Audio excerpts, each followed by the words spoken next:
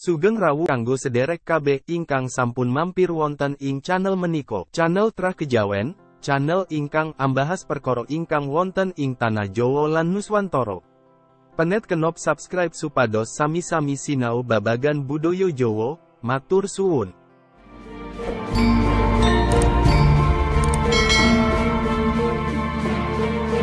Gunung Tidar, yang berdiri di bagian selatan kota Magelang memiliki ketinggian 503 mdpl.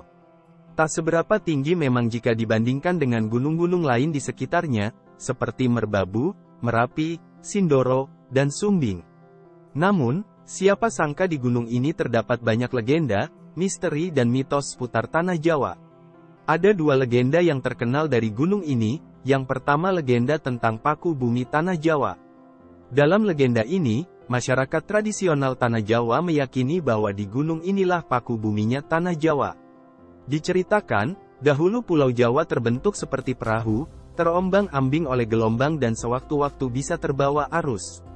Lalu ditancapkanlah paku bumi yang kini berubah menjadi Gunung Tidar yang bertujuan agar supaya Tanah Jawa menjadi kuat sehingga tidak mudah bergerak. Konon, sejak saat itu Tanah Jawa dihuni oleh berbagai lelembut dan masyarakat dari golongan manusia memiliki ilmu kanuragan atau kebatinan. Asal nama Gunung Tidar berasal dari dua kata, yaitu mati dan modar, artinya kalau tidak mati ya modar.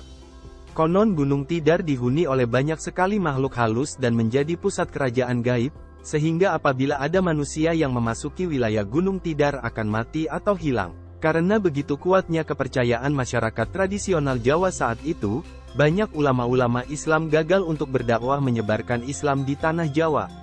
Sampai akhirnya datanglah sosok sakti dari Persia yang kita kenal bernama Syekh Subakir yang hendak membersihkan dan berdakwah Islam di Tanah Jawa. Dalam kisah ini, Syekh Subakir bertempur melawan bangsa lelembut dan dalam peperangannya dengan bangsa jin, Syekh Subakir menancapkan tombak di Gunung Tidar yang membuat para bangsa jin terusir dan berpindah ke Laut Selatan Jawa. Lalu, Sabdo Palon yang merupakan pengasuh Tanah Jawa menampakkan diri dan menantang Syekh Subakir bertanding. Pertarungan berakhir dengan perjanjian damai, saat Syekh Subakir menjelaskan niatnya akan berdakwah Islam di Tanah Jawa. Niat ini disambut baik oleh Sabdo Palon. Legenda kedua adalah makam para ulama. Seperti yang telah disebutkan sebelumnya bahwa Syekh Subakir adalah ulama yang didatangkan dari tanah Persia. Kedatangannya bersamaan dengan rombongan Wali Songo periode pertama yang diutus oleh Sultan Muhammad pertama dari Istanbul, Turki untuk berdakwah di Pulau Jawa pada tahun 1404. Gunung Tidar adalah tempat makam para ulama dan Wali Songo, termasuk makam Syekh Subakir.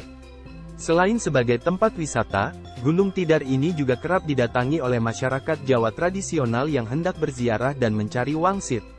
Di tengah lapangan di atas Gunung Tidar juga terdapat sebuah tugu dengan simbol huruf Sad dalam aksara Jawa di ketiga sisi yang menutup juru kunci setempat, bermakna, "Sapa salah, seleh," yang berarti, siapa yang salah akan ketahuan.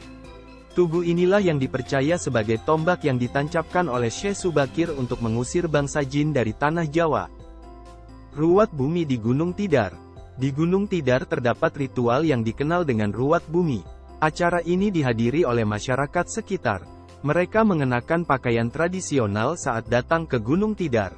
Selain itu, tiap perwakilan kelurahan atau desa harus membawa tumpeng dan lauknya. Ada dua tumpeng yang disajikan, yakni tumpeng lanang dan wadon. Terlepas dari cerita yang diyakini masyarakat, secara geografis letak Gunung Tidar ini memang berada di tengah-tengah Pulau Jawa. Ada yang meyakini juga bahwa disinilah makam Sang Hyang Wismoyo atau Kiai Semar Badranaya, atau Sang Hyang Sabdo Palon. Untuk sosok Kiai Semar Badranaya sendiri akan kita bahas pada video yang lain, karena akan sangat panjang jika dibahas di sini.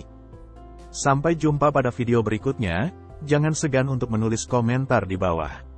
Agar kita sama-sama belajar tentang sejarah budaya dan kultur Nusantara tercinta ini. Wong Jowo ojo lali karo Jowone, salam santun.